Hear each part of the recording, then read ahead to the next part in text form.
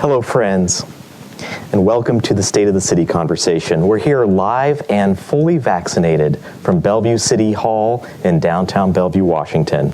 I'm Patrick Bannon with the Bellevue Downtown Association, and for this May Downtown Talks episode, we're proud to present the State of the City conversation with the mayor and deputy mayor.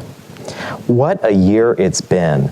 A year of many challenges, a year of loss in some cases, of change and perseverance and hope of things to come. Today we get to talk about what's going on in the city, as shared by two very special guests who know the subject very well. First, I'd like to thank our sponsors and supporters of the Downtown Talk series. They are Amazon, Heritage Bank, Kaiser Permanente, Puget Sound Energy, and Vulcan Real Estate. Thank you for building, serving, powering, and giving back to our community. For today's topics and questions, we went to our members and asked about important issues that are driving the change and are top of mind here in Bellevue. We're going to take on those questions, and the mayor and deputy mayor are ready to address those questions and key topics with facts, information, and a few new things along the way. I would like now to bring in our special guest for this Downtown Talks. Please join me from wherever you are out there in welcoming Mayor Lynne Robinson. Thank you, Patrick. It's just a pleasure to be here, and thank you to everybody who's set this up today and give us an opportunity to speak with the community. And Deputy Mayor Jared Nieuwenhuis. Thank you, Patrick. Also great to be here today, and under slightly different circumstances. We're not ensconced in a bubble wrap, so this is feels like we're getting a little bit closer to normalcy, so it's wonderful, and thank everybody for joining us today, all the BDA members providing that input on the questionnaire that you did, so looking forward to a great conversation. Yeah, likewise. I mean, it's been a year since we've been able to connect and get together, so this is a special opportunity. Before we get to the conversation, I invite you to watch a special State of the City highlight video produced by the city.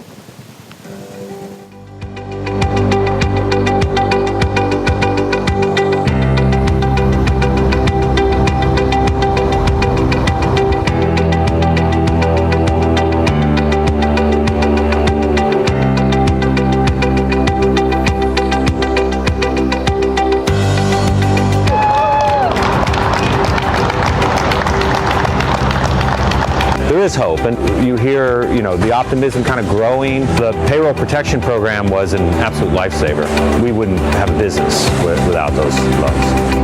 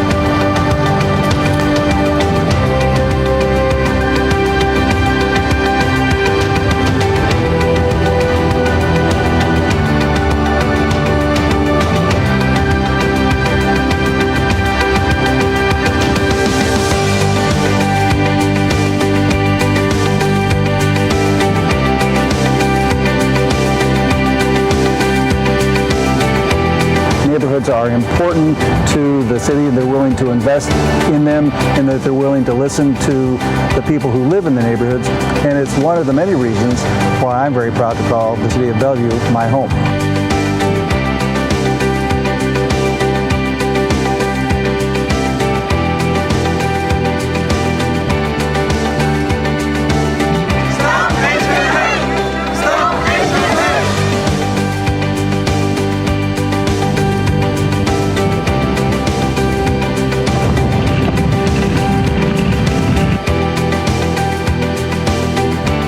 We've taken the whole family out here. It's very peaceful. It's very pleasant, I guess, to be on because of the shade, and then it's like really soft sunlight, and then the areas where you can see all the way to the water is just really pretty.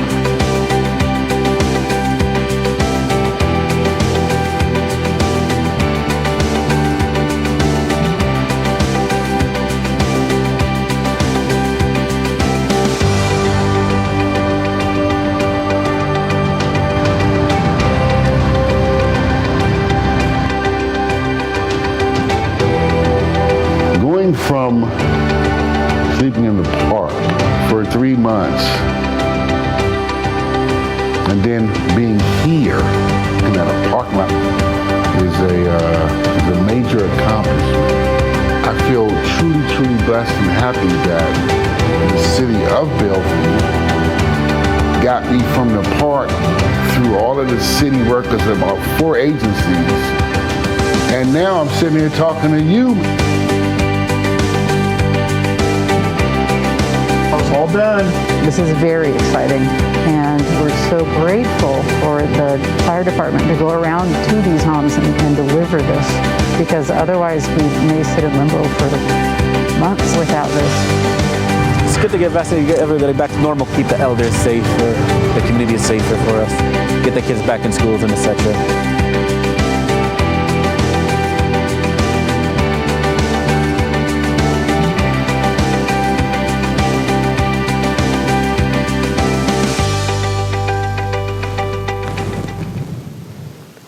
Okay, let's get started. Mayor Robinson, today marks the 1-year anniversary of the George Floyd murder. His death was another tragic reminder about prevailing injustices and the needs for healing and just really taking on change in our community. So a year later, what are your thoughts on this anniversary? You know, that moment was such a catalyst for change for our country and the world. And it was certainly felt here in Bellevue. They say that nothing has changed the public opinion faster than watching that video in pollster history. And so suddenly we saw firsthand what so many people had been talking about, and nobody really, well, not enough people really understood the situation. And so there, you know, there's a need for change. And when Derek Chauvin, when the verdict was read, I did write a letter to the community, which was really, you know, a call to action to say that all the systems that we have in existence and all our future systems, we really need to make sure that we are listening to all the voices in our community and that those voices are at the decision-making table. Bellevue has taken a lot of much needed action. I mean, the first thing we did is we supported the rights to free speech in protecting our peaceful protesters as they demanded that Black Lives Matter. And many communities in the country started questioning their own police departments' policies on use of force, and Bellevue was no exception. And we responded by hiring an outside consultant to come in and review our policies on that. And fortunately, you know, we have a police chief who really embraced the results of that and those recommendations, which included using body cams, banning neck restraints, and what was the third one?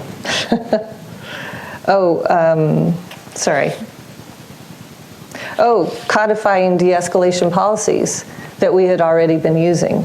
So, you know, those are good changes. There are more recommendations. Our council advanced a Centering Communities of Color program, which was an initiative by Council Members Zahn and Barksdale that is budgeted and is currently being worked on with staff. It's a community-led program to advance racial equity, recognize and eliminate systemic barriers to civic participation, and build trust and awareness throughout our diverse population in Bellevue. And we are currently recruiting for a diverse group of 11 on our Communities of Color. So, team. So if you want to apply for that, please do. The information is on the City of Bellevue website. And we continue with our programs for diversity, equity, inclusion. These are programs that we have been doing for a number of years, but we improve them every year. And we try to make sure we're hearing all the voices in our community, including our BIPOC and youth voices. And we just launched a Hate Has No Home Here campaign, and thank you to the BDA and the Chamber for promoting that and passing out signs and stickers for businesses and our community. And that was a reaction to the spate of violence against our AAPI community. So, you know, we all want you to know that the entire council, our chief of police, our staff, our city manager, we all stand in solidarity against any hate, bias, marginalization of the people who live, work, or visit our community. And Deputy Mayor, as we take on these responsibilities over the past year, the pandemic certainly has been front and center for all of us. Indeed. And we're starting to see some change as we move through the vaccination period and hopefully bring more people back to our places of business, places to eat and enjoy life outdoors. What behaviors are shifting, and what are the near and long-term impacts for the city of Bellevue? That's a great question, and it's interesting. We're starting to see that happen already. I think both short and long term, the individuals and the way they're responding in terms of reopening the economy a little bit more and getting out a little bit more. I think some people have embraced it immediately. Others are a little bit more hesitant, especially those that are in the age group or have pre-existing conditions. So they need to take further precautions. But I think that more and more people, as they get vaccinated, they're going to feel more comfortable going out for dinner, going to the park, being indoors, which is a big thing. Either to attend a concert or go see family somewhere else across the state. So it's really great to see that people are starting to get more comfortable, and it really all comes down to the vaccine, right? And anybody out there who hasn't gotten their vaccination yet, please do, and make sure the second shot as well, because we're seeing some softening in terms of people getting that first shot and then not getting that second shot, which is just as important. So we really need to make sure all residents do that, because the sooner that everyone's vaccinated, the better off we are, and the more we can open up this economy, as Governor Inslee said, by the end of June. And then you won't have to do this guessing game either anymore, right? Are you vaccinated, somewhat vaccinated, fully vaccinated? So I think everyone will feel a lot more comfortable just being out in public when we're at that point. But until then, we're certainly going to follow all the protocols by the Seattle and King County Department of Health and from the governor's office, and do everything in a responsible way. But personally, I think people are raring to go to get back to work, to get outside, to see people, to see their friends that they haven't seen in quite some time. So I'm very optimistic, and that optimism is not just from me. I hear it from people throughout, especially downtown Bellevue. If you go to like Claire, for example, who's the owner of the Belden Cafe, she is someone who has survived the pandemic because of residents going there, supporting her during this very difficult time, and she has said there's no other city I would want to be in than Bellevue, because of the way that we've handled this pandemic, but also the way that we have supported these small businesses and cafes and restaurants. And of course, it's a team effort. That's not just the city of Bellevue. That's great partners like the BDA and the Chamber, et cetera. But we certainly love to hear stories like that. It certainly takes perseverance. And Mayor Robinson, on transitions, how is the city preparing for making the transition?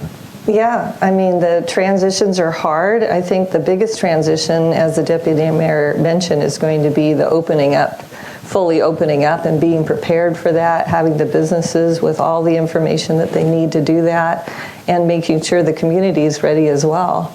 The other transition we're going to be facing is when our businesses start having to pay business taxes again and their utility bills. And it's really important that if there's any businesses that are struggling, that they contact us, that we can work with them on that. And then the biggest impact, the biggest transition is going to be when we lose the eviction moratorium. Now, Bellevue did not put a moratorium in on their own. Of course, the state did, which we are following. But we have put all our energy and millions of dollars into rental assistance for our residents to try to make sure that we can get these people over the finish line. And we put millions of dollars into business assistance as well. And so those two efforts are just trying to maintain the community that we have and trying to make sure that at the end of the day, we don't lose any more businesses and we don't lose our residents, which we really value. Growth came out as a really hot topic in our community and member poll, and it's visible signs of what's to come here in downtown with a lot of construction underway, but also certainly we're in a period of recovery. And the video mentioned the business assistance that came through at many different levels. So, Deputy Mayor, how is the city supporting recovery and preparing for what is a lot of growth on our horizon? Well, despite the severe impacts of the pandemic, Bellevue remains very strong, Bellevue strong, if you will.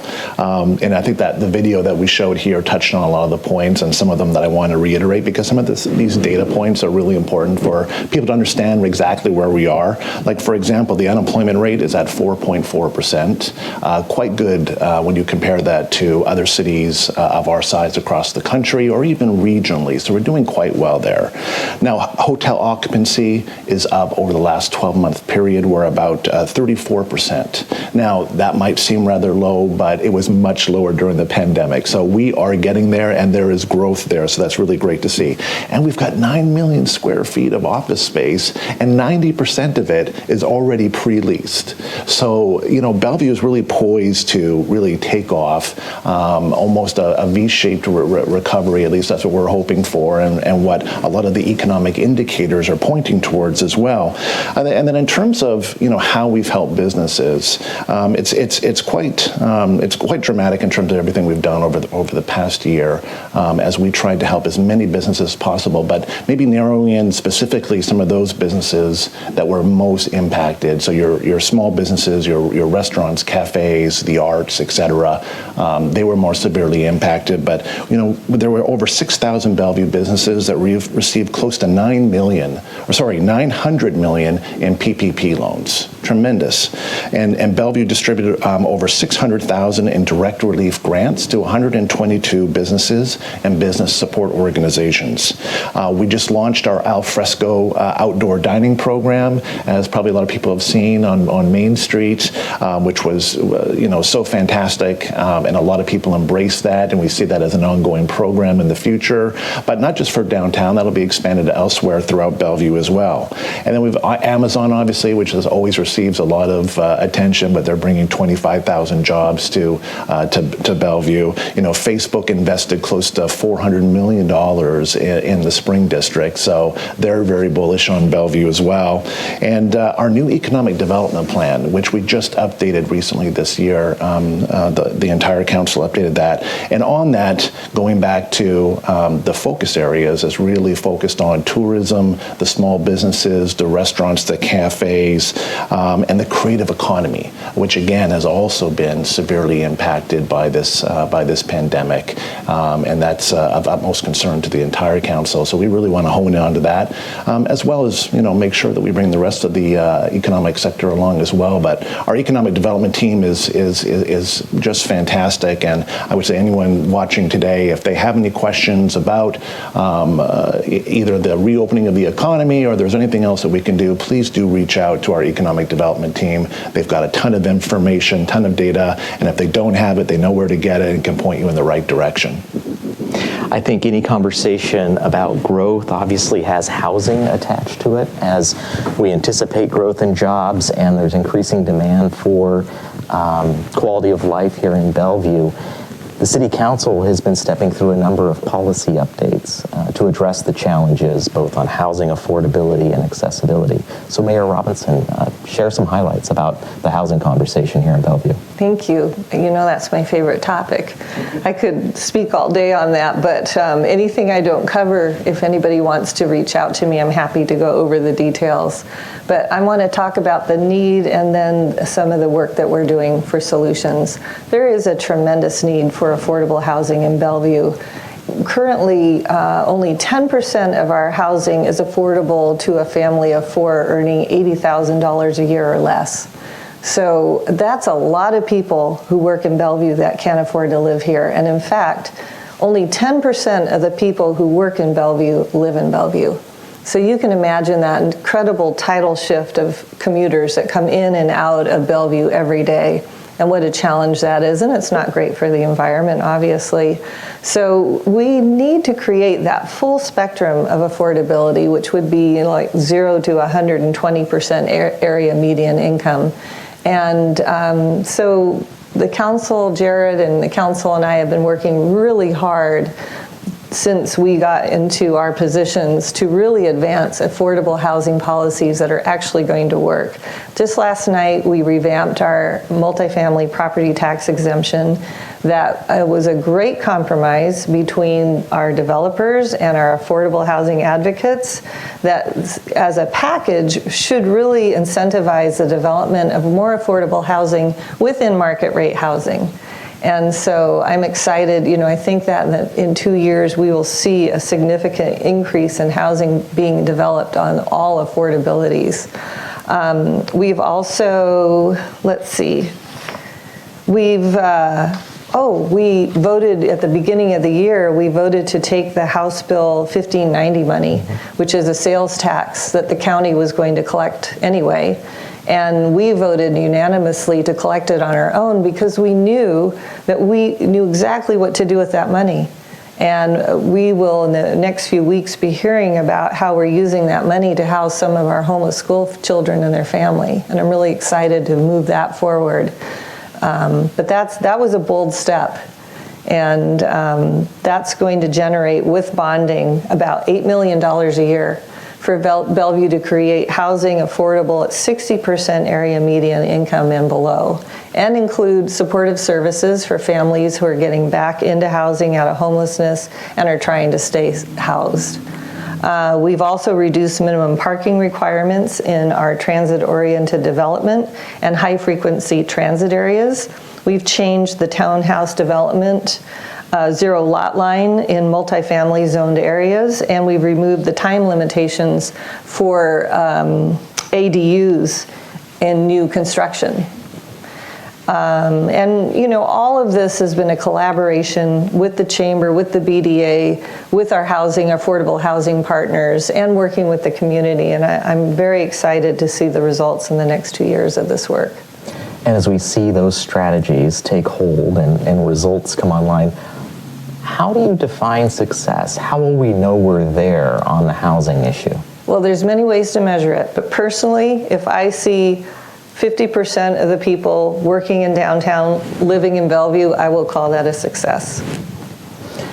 Part of the creation of success will depend on some land use and planning initiatives that are underway for the city. Really important to the downtown community, but of course important citywide, and those include the Grand Connection, vision and implementation, Wilburton land use and zoning, as well as East Main. So share with us a little bit more about those key planning initiatives that are future-focused and taking up a lot of time for both staff and council. Well, as everybody knows, we're about to experience significant growth, and we're obviously preparing for that already. But unlike most cities, we have room for this growth. Our downtown is only 70% built out. We have these other growth areas where we can focus the growth in the Bel Red, in Wilburton, Eastgate, Factoria. So, it's these different areas are going to have unique characters that will be designed by the people who live and work there. And there's a big planning process going on right now, and I'm really excited to see how they emerge. But the challenge, I think, is how do we connect all these areas, not only to each other, but to the community as well? And that's where the Grand Connection comes in.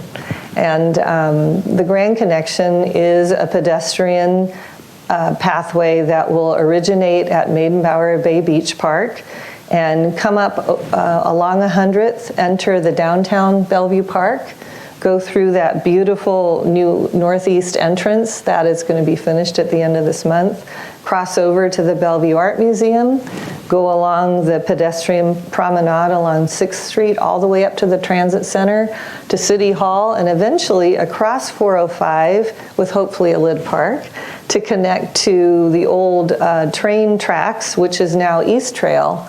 And now East Trail is a ped bike path that extends all the way from Renton through Bellevue up to Kirkland, Redmond, and eventually Woodinville.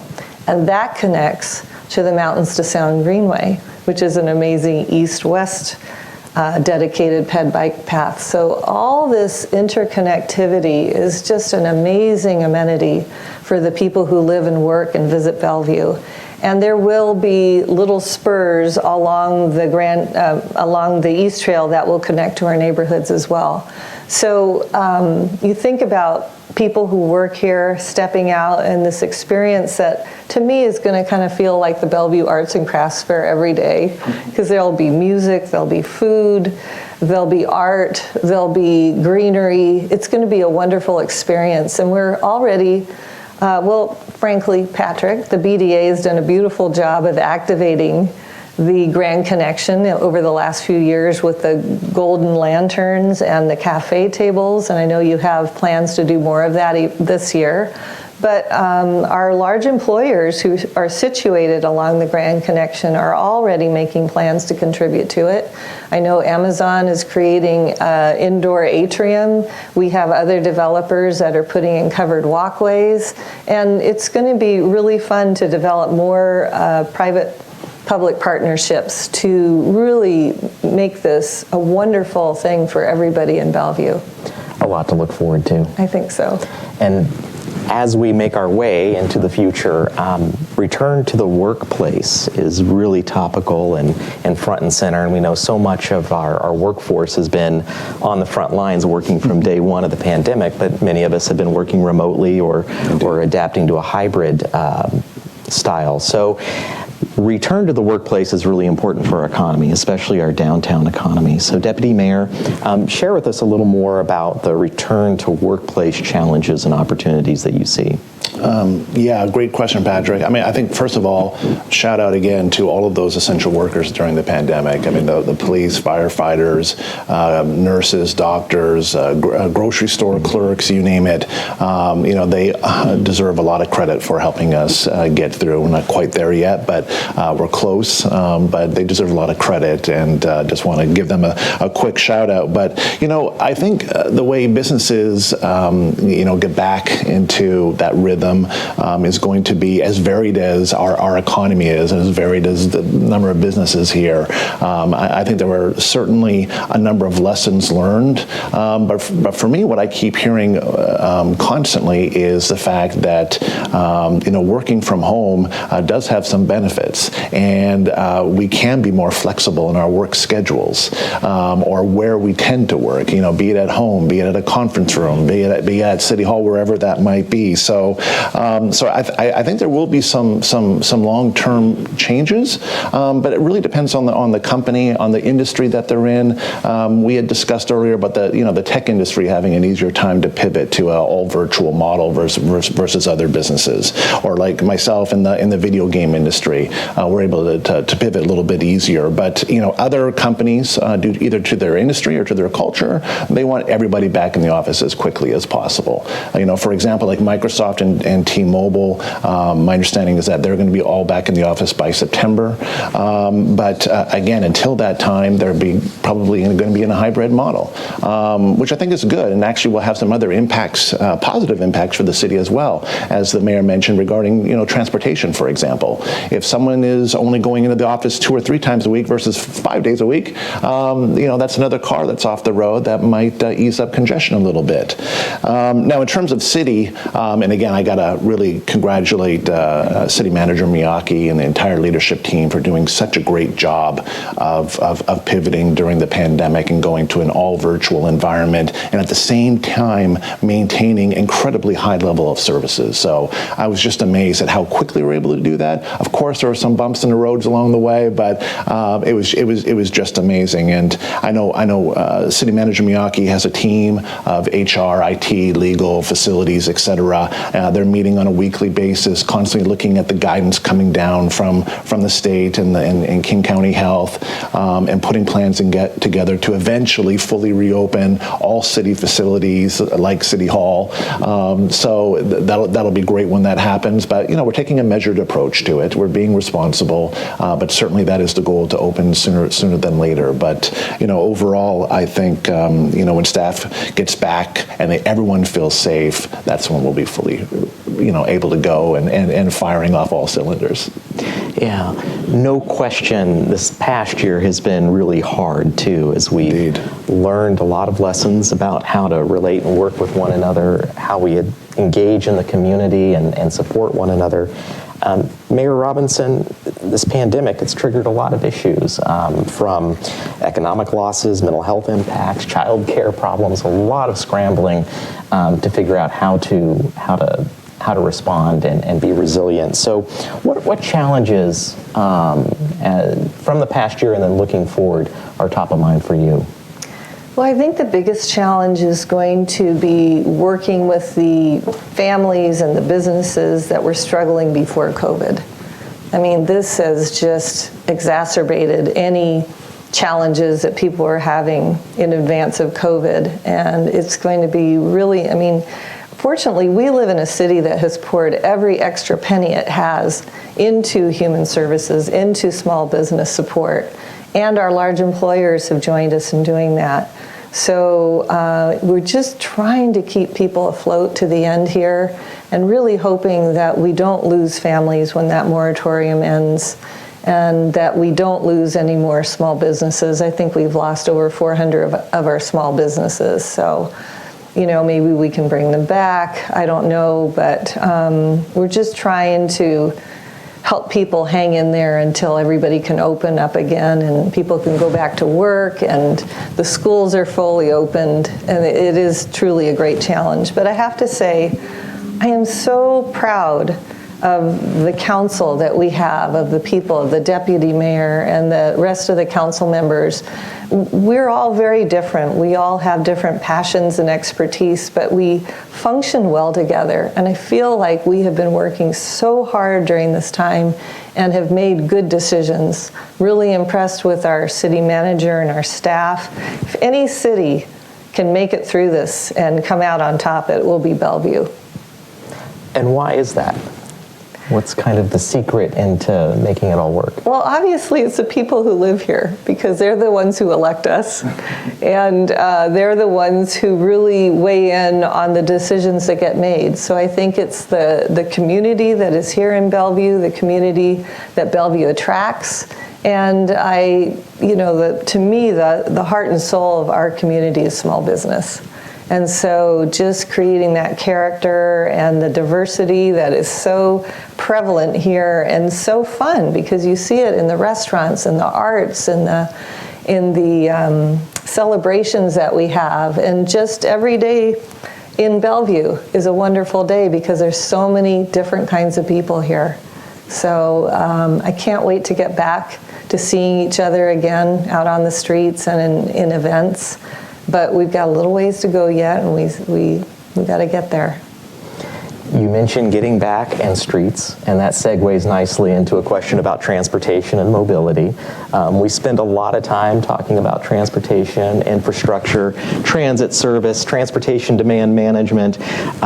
It is an all-in effort to address mobility and the growth that's on our horizon. Indeed. So, Deputy Mayor, I think it would be helpful for our audience to understand from the council's perspective, what are those key transportation priorities and projects that we're working on? Yeah, and it's a key area where everyone's interested in, especially with all the growth and getting back to work. And it's amazing how many projects have been ongoing, and the fact that we've been able to keep those projects on track despite the pandemic. And I even have to refer to my notes here because I couldn't believe when I was asking to make sure that I cover off on all these transportation projects. It was much more extensive than I anticipated. So first of all, let's start with Eastlink. So that is close to now 95% complete. So I think we can safely say at this point that barring some unforeseen circumstances, that's going to open up in 2023. Interesting fact, they do about a year's worth of testing before they actually open that. So while everything will appear that it's complete and ready to go, that testing is obviously very important. So they do almost up to a year of testing, but I think they're on schedule for that. So that's going to be fantastic. And certainly, transit's very important as well, obviously. The transit routes are still not back to they were pre-pandemic levels. So there's some work to be done there, because we certainly want people to feel safe when they're taking the bus to work or to school or what have you. So currently the guidance that we're getting from King County is that those bus routes will be back up to, or close to back up to full operational and all their different routes by September. So that would be great to see. But again, I think we need to do some further education there in terms terms of the right protocols to be on a bus. And then we've got the Transportation Demand Management Program that the city also works with employers and employees and property managers, residents, schools, etc., and visitors to reduce vehicle trips by promoting carpooling or promoting van pooling, transit, bikes, walking, whatever mode of transportation we can think of, because at the end of the day, we want to give as many possible options to people that are commuting in and out of the city of Bellevue. It's really, really important. So if there is an option that's not on the table, we are open to that. So, but we want to give as many options as possible. Now, on the neighborhoods congestion and transportation, there was a levy back in 2016, the Neighborhood Safety, Connectivity, and Congestion Levy. And with that, we invested more than $21 million and completed 51 different projects citywide that upgraded bike lanes, sidewalks, crosswalk safety improvements, congestion relief, or cut-through traffic issues, and then some technology as well for traffic management projects. And speaking of safety, one of the most important things that this council has done was passing the Vision Zero program. Obviously, that is of utmost concern to us, and by 2030, we want to make a significant impact, or hopefully get to that zero of no fatalities, no serious accidents. But as I was doing some research for this event today, it's interesting to note that 83% of all the fatalities and serious accidents are only happening on 8% of our streets. So bottom line, we know where these trouble areas are, and we're working very quickly to address them, because it's not the same everywhere across the city. It's really some few specific areas that are causing a lot of these issues, and we're going to get them addressed and get them addressed quickly. The council also allocated $2.5 million to the current capital budget for safety improvements on 5 different city streets, and that's going forward very quickly. And again, meeting that growth challenge is really important, and that anticipated growth that we talked about earlier as well. So we're going to be and have extended capacity, roadway capacity, especially along those different growth corridors, be it downtown, Spring District, Wilburton, Bell Red. So as much as possible, we've expanded capacity on those existing roadways to better connect downtown with those different neighborhoods. And we also received, which I think has gotten a lot of attention, the $100 million TIFIA loan, which was basically 2 projects that will start this year, and it's a $100 million loan, and that is for 124th Avenue Northeast, from Northeast 12th to 12th Streets, and then the next section of the Spring Boulevard. And previously, projects completed there were another section of the Spring Boulevard, along with 124th Avenue Northeast and 120th Avenue Northeast. So there's been a lot of work done already, but the work continues. And by the way, we've already won a couple of engineering awards for some of that work in the Spring District. So that's really great to see as well. So it's not only quick work, but it's quality work. So, and then our pedestrian and bicycle system, something that's very important to both the mayor and I as avid cyclists. Very proud of the work that we've done there. And again, as I mentioned earlier about giving options, right? People aren't going to only get on a bike if they feel comfortable on that bike or walking on that sidewalk. So we've added 28 miles of new bike lanes since 2017 for a total of 72 miles now throughout the city of Bellevue. I think that's a major accomplishment. And this year we also completed the 108th Complete Street program and Northeast 12th Street multi-purpose path project. And those 2 projects connect each other to the new multi-purpose path on Northeast Spring Boulevard as well. And that provides a really safe, comfortable bicycle connection from downtown to Bell Red and connecting to the East Rail that the mayor mentioned earlier as well. And speaking of East Rail, so that 2.5 mile section of the trail south of Coal Creek Parkway was recently paved. So shout out to WashDOT and King County Parks for their help with that. And Bellevue just recently completed a new section of the Mountain Mountains to Sound Greenway Trail along I-90 that goes above Factoria Boulevard, which is just amazing completed project, and have rode over a couple of times now, and it's a major safety improvement, because previously people would literally have to get into that very, very crowded, busy intersection. So that's a significant improvement right there as well. So now regional roadways, obviously there's 3 major highways that impact Bellevue, so obviously something that's very top of mind for us, and WashDOT has completed 405 improvement projects worth hundreds of millions of dollars. We're collaborating with WashDOT on that I-405 program that you're probably familiar with. That is the widening of the 405 as well as the express toll lanes.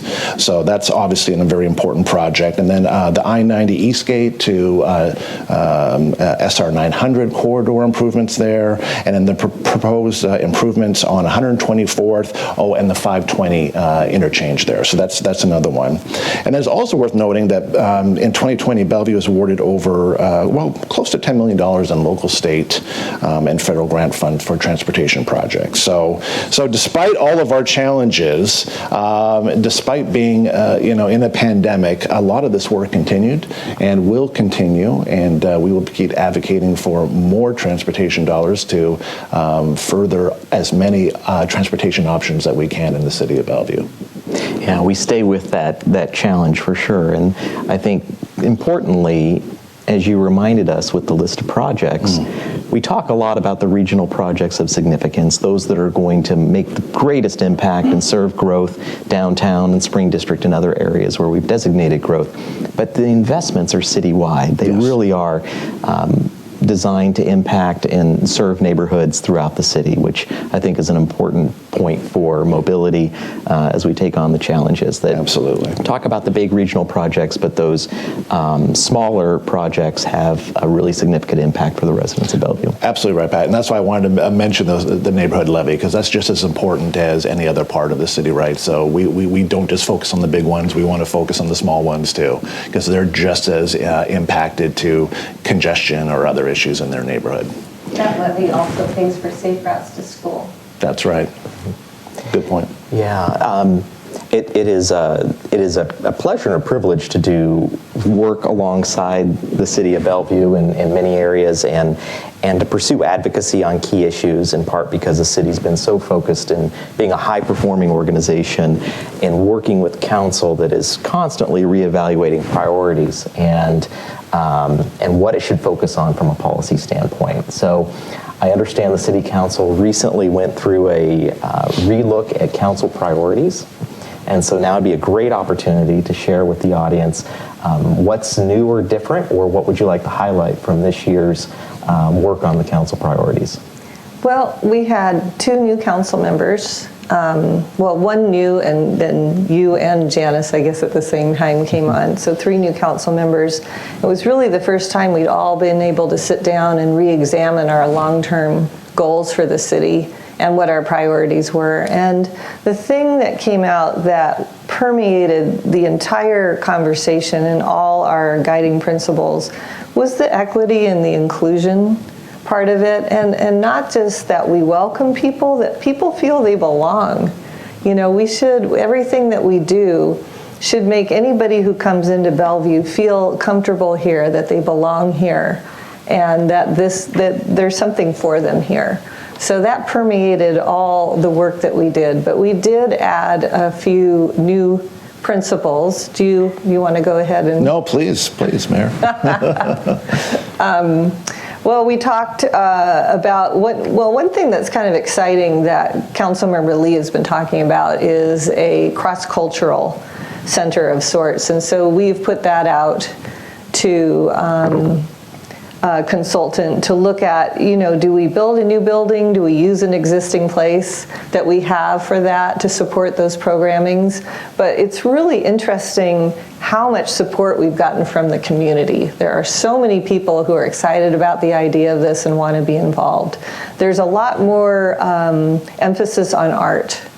There's a big separation between culture and our arts. Of course, they're interconnected, but I really like the delineation between those two so we can focus on each of them independently as well as together.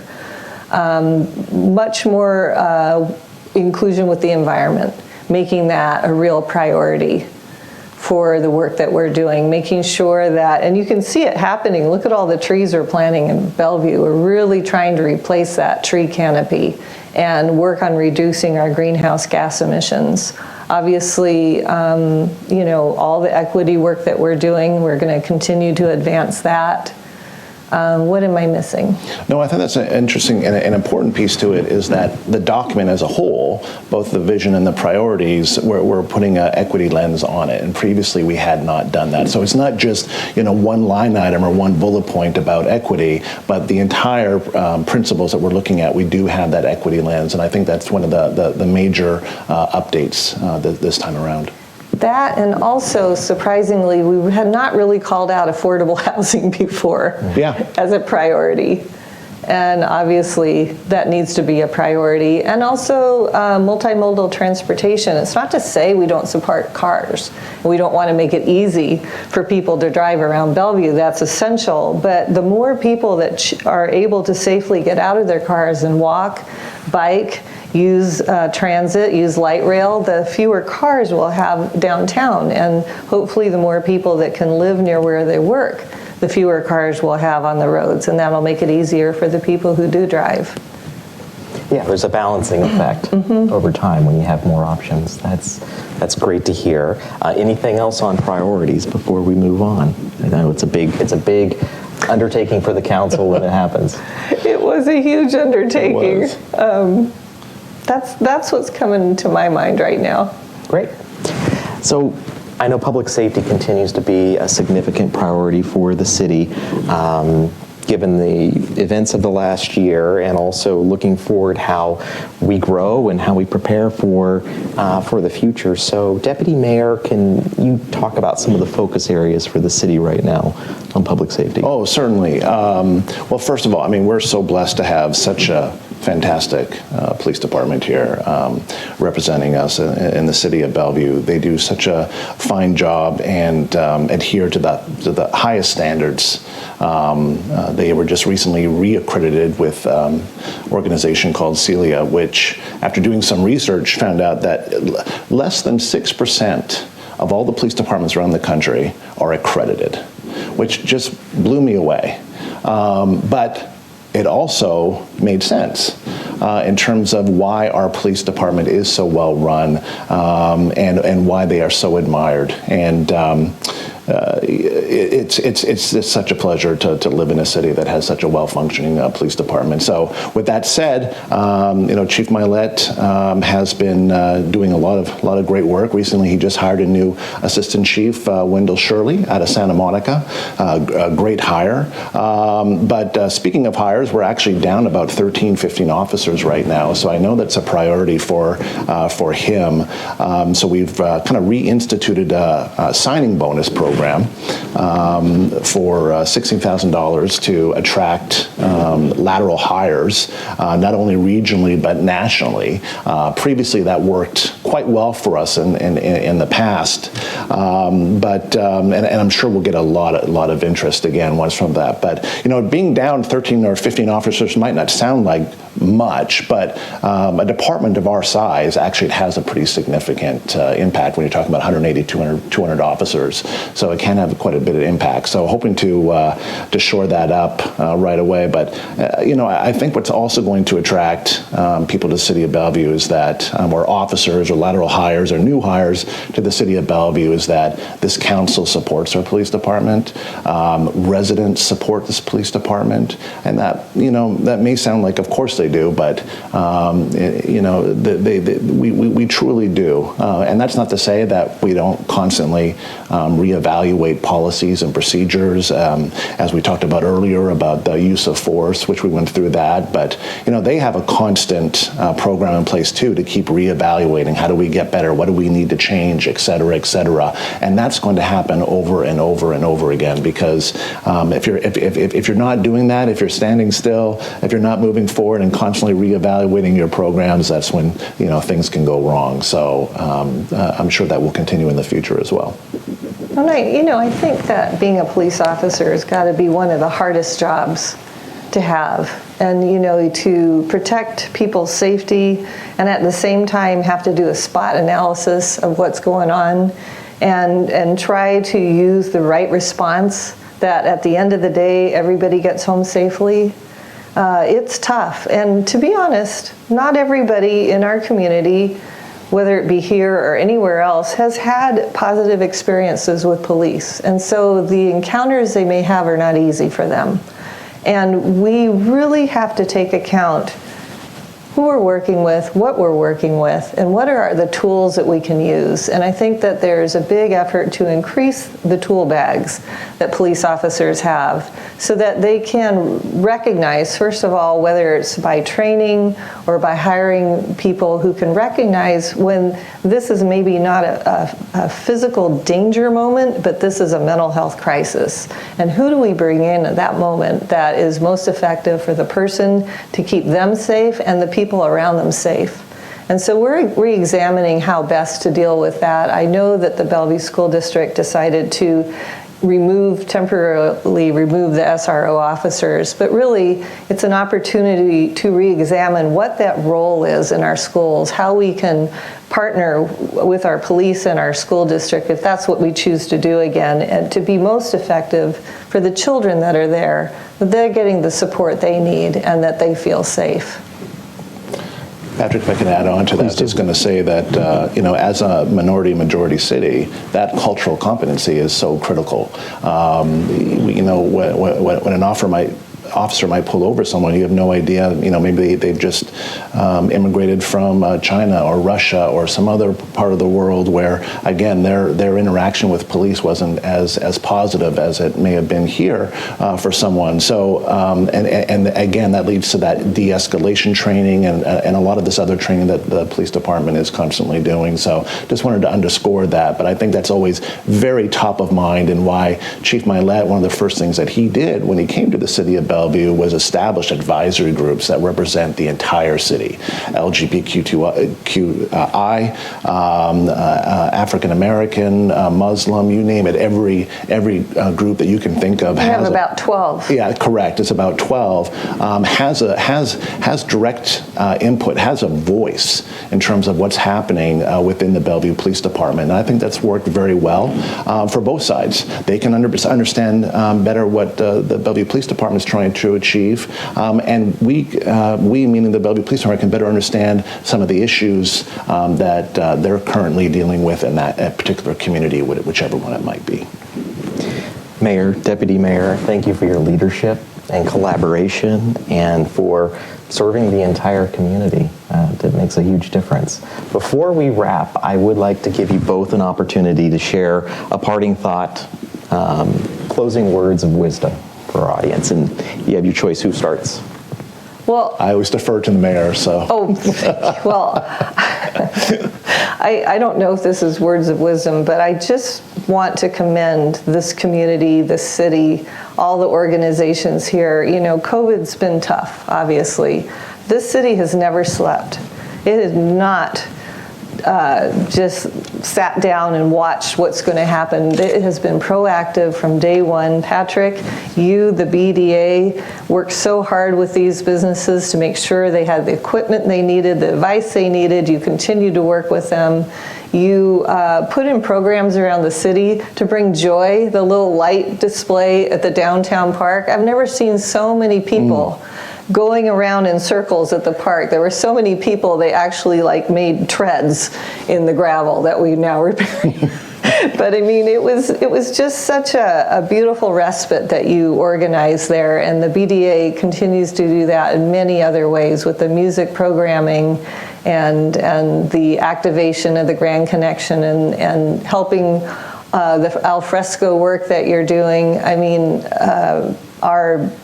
our economic development team has worked so hard. Our human service team has worked so hard. Our emergency response crews and neighbors helping neighbors. I've seen us all come together And we have carried each other through this, and I'm just really proud. Deputy Mayor?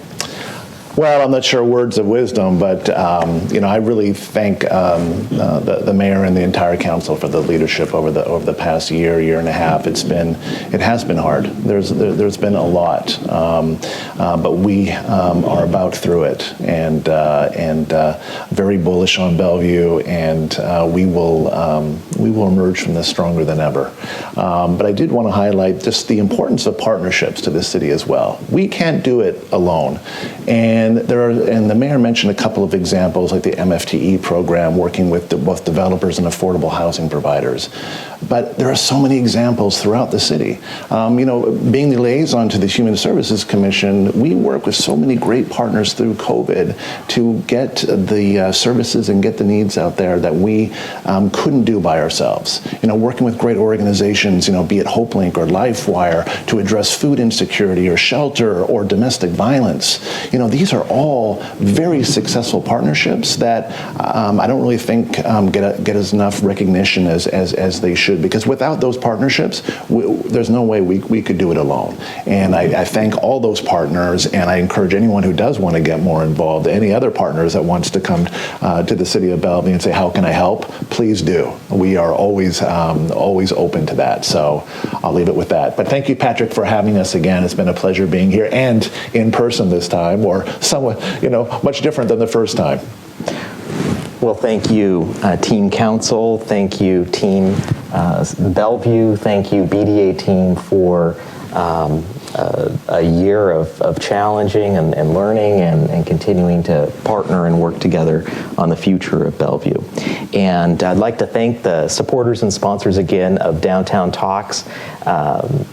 Just continue to be generous in supporting our programming, and they are Amazon, Heritage Bank, Kaiser Permanente, Puget Sound Energy, and Vulcan Real Estate. And to everyone watching, no matter where you are, I invite you to get engaged and participate in your neighborhood association partnership. Doesn't have to be a formal partnership. It can be an unofficial partnership of just engaging with your fellow neighbors and with the city. A lot of open doors to get involved. Join the chamber, join the BDA, join your neighborhood association. Thank you for watching. Stay strong.